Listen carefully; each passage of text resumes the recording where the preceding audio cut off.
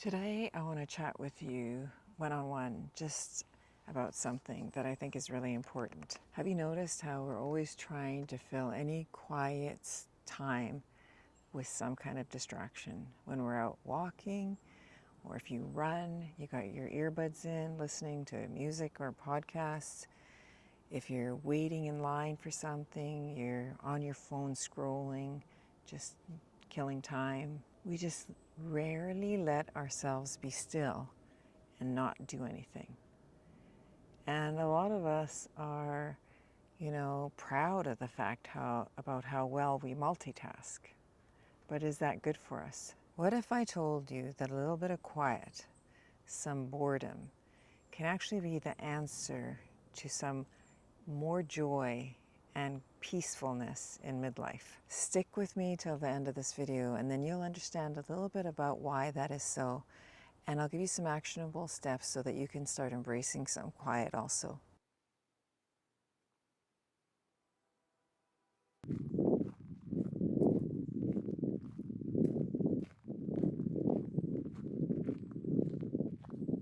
When I was young, let me take you back to maybe 1970s, 1980s, long before the internet and earbuds and things like that.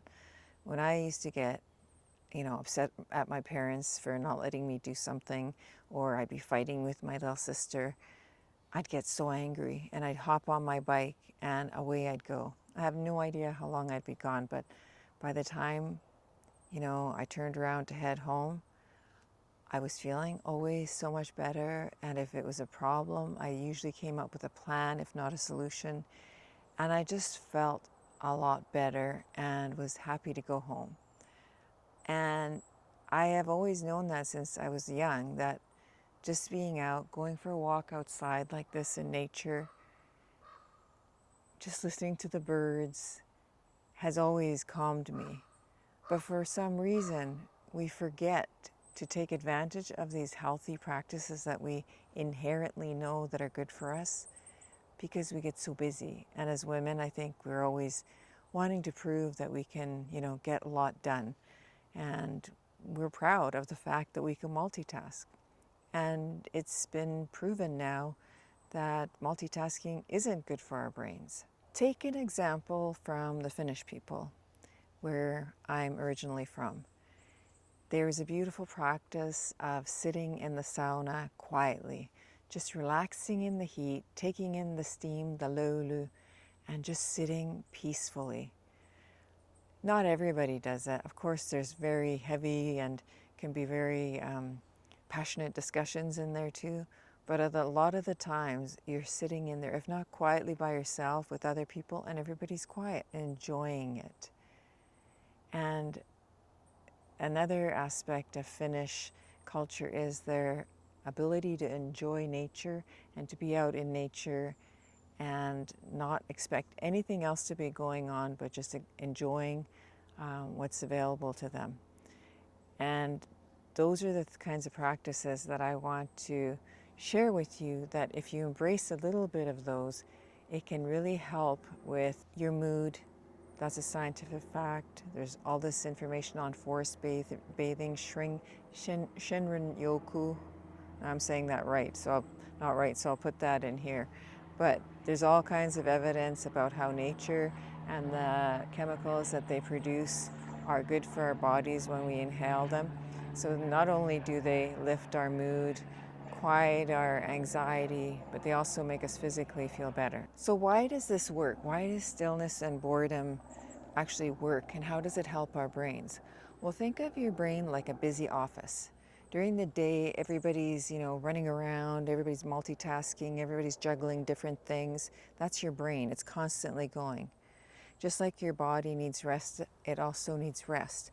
And at night, it's busy categorizing all your memories. It's getting rid of byproducts, waste products from all the work that it does. So that's a time that it does that, and lots of other things. So during the day, when you stop the stimulus and stop all the stimuli that's entering your brain, when you just let your mind wander, when you just listen to the sounds, especially if you're listening to sounds of nature, it just allows your brain to reset and reboot. There has been a lot of talk about from different professors and psychologists that I've heard that talk about how boredom and silence can help produce and boost creativity, how silence and being in nature and being quiet can help with your mood.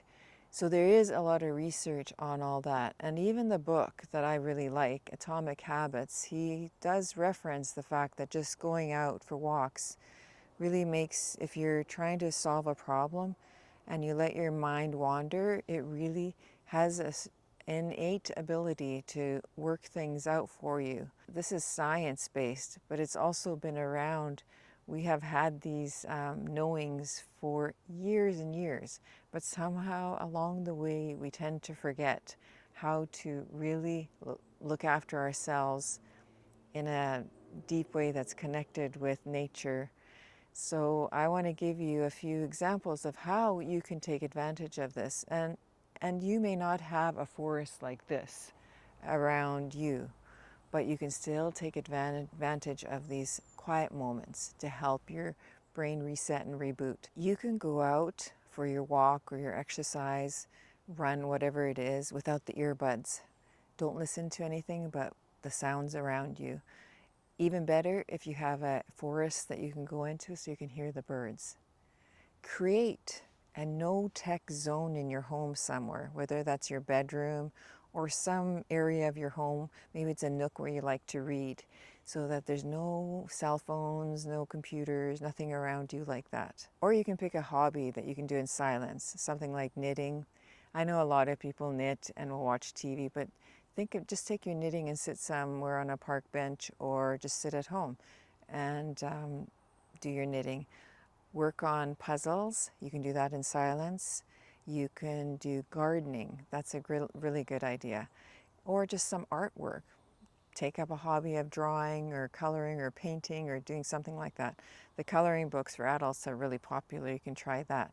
Those are moments where you can just let your mind wander and you're kind of on autopilot doing something. Another thing you can do is, if you don't have a forest around you, is bring some plants into your home.